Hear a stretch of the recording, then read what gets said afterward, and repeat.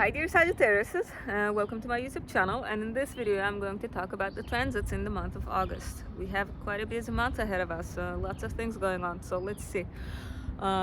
So we have 2 full moons this month, which is very rare. Normally we have only 1 full moon per month, but this time we have 2. One at the very beginning and one at the very end, and we have a new moon somewhere in the middle. Plus, Venus is going to be retrograde the entire month, and there will be many planets retrograde by the end of the month, so let's see. I'm going to start talking about the major transits first, and then I'm going to narrow it down to more daily transits. One of the biggest shifts that occurred recently is the nodes changed signs. Okay, the North Node entered Aries, your 9th house. Wait, no, your 5th house, and the South Node entered your 11th house.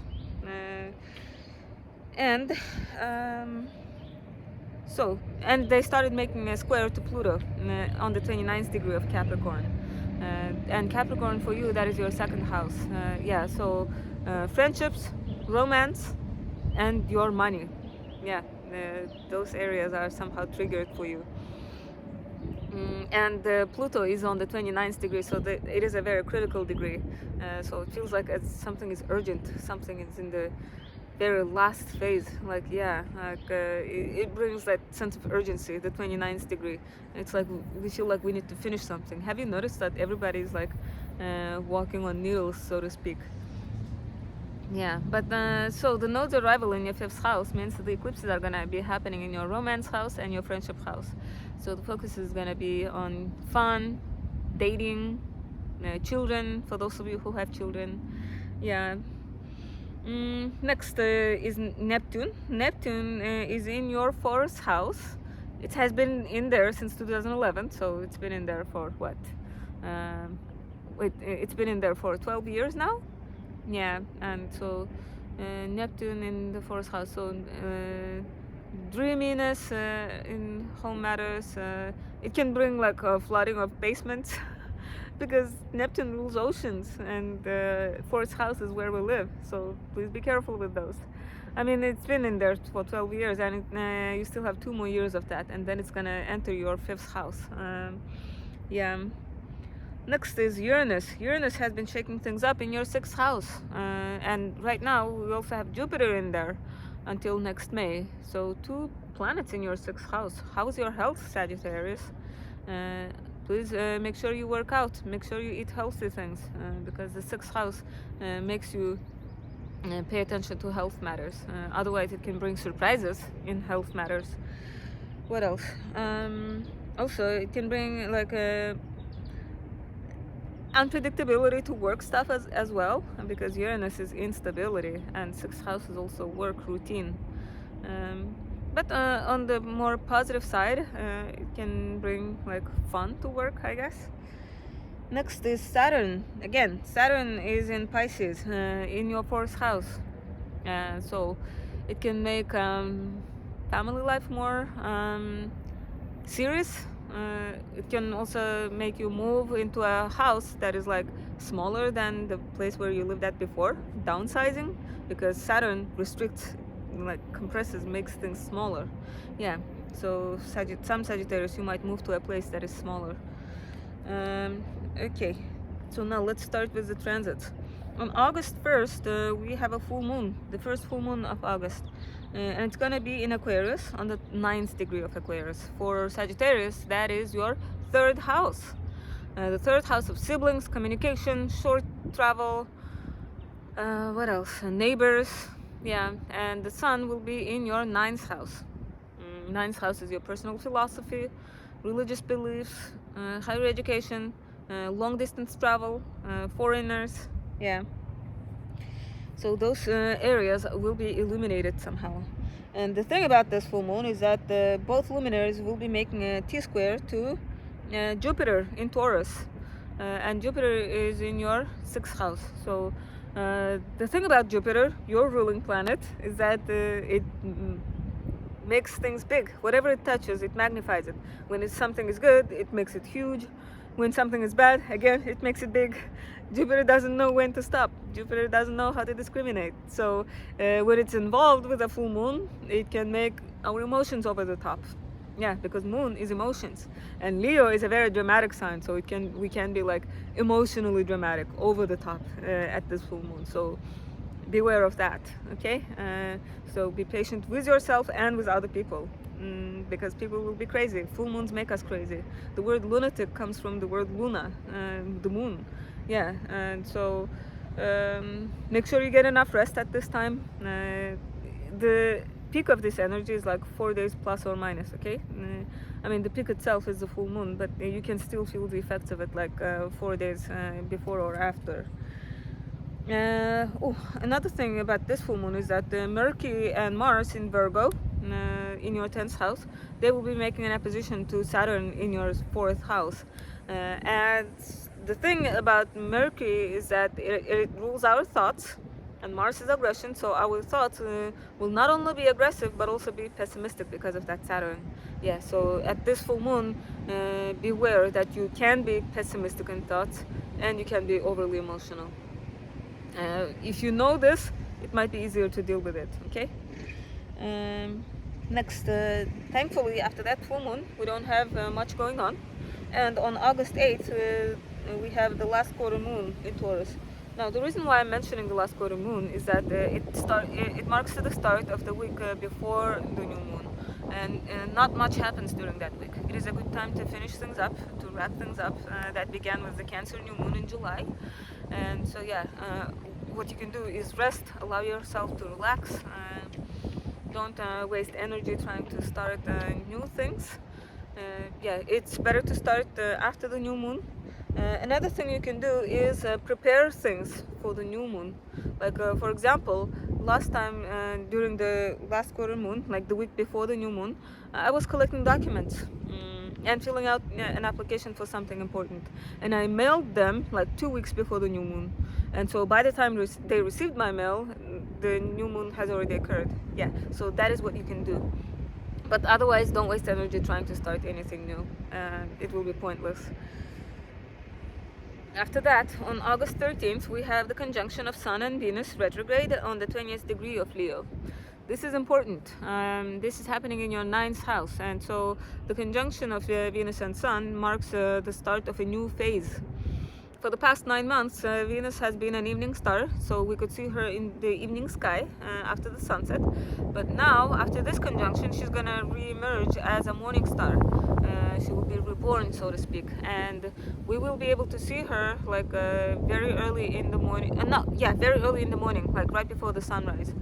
And so the fact that this happens in your 9th house, so there will be some sort of like new chapter in your matters of like higher education, foreigners, faraway travel. What else? Your personal philosophy. There's gonna be some like new chapter, whether you notice it or not. It's gonna be subtle, but like in hindsight, you might notice. Okay, so after that period, I had like some new chapter. Yeah, you'll see. Next, after this, on August 16th, there is a new moon in Leo. On the 23rd degree of Leo again. So in August, your 9th house is lit up. So you had the conjunction of Sun and Venus in there. Now you have a new moon in there. And because this is happening like 3 days after that conjunction, it means Venus is still close to the luminaries. Yeah, so something new regarding your 9th house matters. Some of you might go on a trip. Some of you might I don't know, something to do with like foreigners, higher education, philosophy. Yeah, or maybe you'll enroll in some courses. Yeah. Next, so the thing about this new moon is that the luminaries will be making a square to Uranus, and it's going to be an exact square. The luminaries are going to be on the 23rd degree of Leo, and Uranus is going to be on the 23rd degree of Taurus. So this square can give surprises. Yeah. Unexpected things, because Uranus is like lightning. It's like sudden changes. Yeah, so expect the month to be like unpredictable. It's not necessarily bad, because we have Venus close to the luminaries, so it gives like a saving grace. Yeah, but other than that square, the luminaries don't make other aspects. What else? On that day, there will be a kite aspect in the sky. Kite aspect is going to involve Mercury and Mars in Virgo, and they're gonna oppose Neptune in Pisces. But Uranus in Taurus and Pluto in Capricorn, they are in Earth signs, so they are friendly with both Pisces and Virgo. So they will be acting as mediators to both sides and making sure that the opposing sides are not like in too much conflict. Yeah, there will be some sort of balance. So it should be interesting. This aspect doesn't happen very often. Next, on August 21st, there will be an exact square between Venus retrograde in Leo and Jupiter in Taurus. Yeah, okay, so the squares are normally bad, but this time we have benefics involved. Both Venus and Jupiter are good planets. They don't bring anything bad. So what this square can bring is overspending, splurging, because Venus is finances and Jupiter is optimism. So you can feel overly optimistic about your finances and like splurge, max out your credit card. But please don't do that, because Venus is retrograde. When Venus is retrograde, like our self-confidence tends to go down. It is at its lowest point usually when Venus is retrograde, and that might make us want to go shopping, do some shopping therapy and buy lots of new clothes. But please don't do that, because Venus rules fashion, and when she's asleep you will buy clothes that you will later end up regretting buying. Okay, that happened with me. Like I bought new clothes when Venus was retrograde last time, and I barely wore them after Venus turned direct. I was like, what was I thinking? So please don't do that. Even if you feel like spending money, please spend it on experiences, not material things. Okay, that way you might make yourself feel good. Next, on August 23rd, the Sun is gonna enter Virgo. It's gonna leave your house of long distance travel, foreigners, higher education, and it's going to enter your career house. So now the focus is on career matters, your social status. Yeah, and on the same day that the Sun enters Virgo, Mercury is gonna start retrograding in Virgo in your 10th house. Yeah, so you will be reviewing some career matters, career related stuff at work. Maybe there will be some project that you will need to rework on. Yeah, and please remember that Mercury retrograde is a time of misunderstandings, miscommunication. So make sure when you communicate during this time, make sure the other person understood what you're trying to say, or you yourself make sure you understood what the other person was trying to say. And please double check your emails before you send them. Make sure you attach the file. Make sure you send the mail to the correct address, things like that. Double check things, read the fine print. And also, Mercury retrograde is not a good time to buy new electronics. I know August is a time when people are getting ready to go back to school, so if your children or you yourself are about to go back to college or school, please make sure you buy the electronics in early August while Mercury is still direct, okay? Even if you end up buying in late August, please make sure you either keep the receipt or buy an insurance with it. That way, if something goes wrong with the electronics, that way you can have them repaired or replaced for free, or like at a minimum cost. Yeah, because when you buy things when Mercury is retrograde, something is gonna go wrong with that thing later, okay? Maybe not right away, but later. But so, just to be sure, buy insurance. Okay, what else? And so Mercury retrograde is gonna be from August 23rd until September 22nd, roughly a month. God, those trains are loud. But anyway, Mercury retrograde is at its peak confusion, like confusing influence, when it just turns retrograde or when it's about to turn direct. Yeah, but when it's like in the middle of retrograde, it's not that bad. But keep in mind that there will be miscommunications. Next, on August 27th, Mars is gonna enter Libra until October 12th. Yeah, so Mars has been in your career house since July, I believe. Yeah, and so it has been activating career matters. There has been lots of activity at work probably, but then on August 27th, the activity, the energy is gonna shift to your friendships. Yeah, you might spend a lot of time with your friends. Yeah, or your friends will be more active.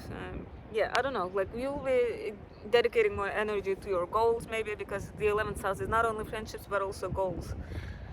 After that, on August 28th, Uranus is going to station retrograde until January 27th, 2024. Um, Uranus is not a personal planet. We don't feel its retrograde motion that much because it's so far away from us. And it goes retrograde every year for like half of the year, so this is nothing unusual. But it's very subtle. It's gonna retrograde in your sixth house, so yeah, you are still going to feel it, but like in a very subtle way, unless you are like very observant. So you will be reviewing health-related matters, pet stuff, work, routine. Okay. Now, the reason why I'm mentioning Uranus retrograde is that it's going to join Venus, Mercury, well, Uranus itself, Neptune, and Pluto in retrograde. So 5 planets will be retrograde by the end of August. So 5 planets, that is like half of the solar system, like half of the planets in the solar system. So yeah, it's going to feel like everything is in slow motion. I mean, it's not going to be in slow motion, obviously, but that's how it's going to feel. Or imagine like you're like this deep in water and you try to run underwater. It's exhausting, right? Well, that's how it's going to feel. The progress is going to be frustratingly slow. So don't you try to start new things in August. It is a good time to work on the things that are already in progress. Yeah, it's a good time to make adjustments, to fix a few things, to make some adjustments. It is good for that. It's excellent for that. But don't waste energy trying to start anything new because, first of all, Venus is retrograde. Second, a lot of planets are retrograde. So even if you put some Herculean effort into starting new things, the progress is going to be at like a slow pace, like snail pace. It's going to be frustrating. So don't waste energy. Especially if you're thinking of starting a new business. Please don't do that because Venus is retrograde. Why do we do business? We do business to earn money, right? To make money. And Venus rules money. So imagine a business that has Venus invisible or weak. You don't want that in the DNA of your business. And business's chart. Yeah, and then, hold on.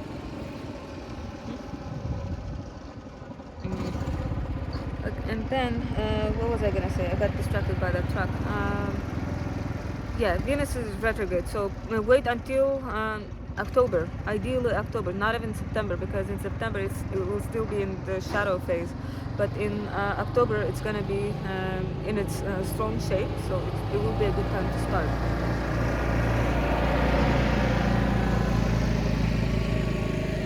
Now, finally, on August 30th, we have the second full moon of August, and it will be in Pisces, on the 7th degree of Pisces. Now, this is important because the sun will be in your 10th house of career, and the full moon is going to be in your 4th house.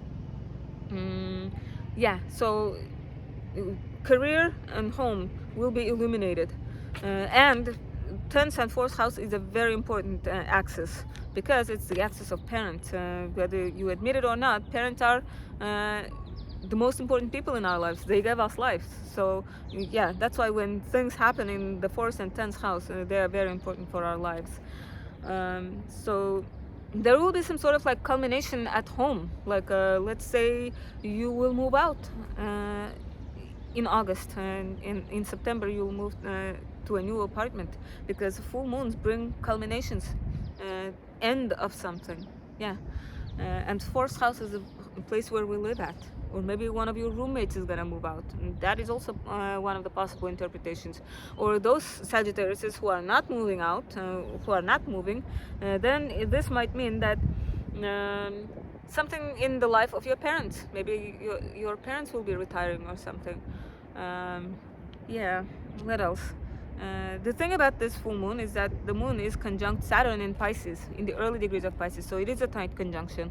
And it creates an interesting blend because Pisces is a water sign, and Saturn is a very dry planet. It rules Capricorn, so it's very dry. And now imagine water and dry. And also, Saturn is the planet of restrictions, repression, like freezing. It rules refrigerators.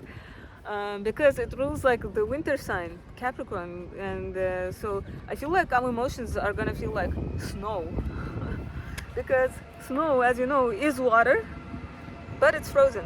Yeah, so that's how this full moon might feel.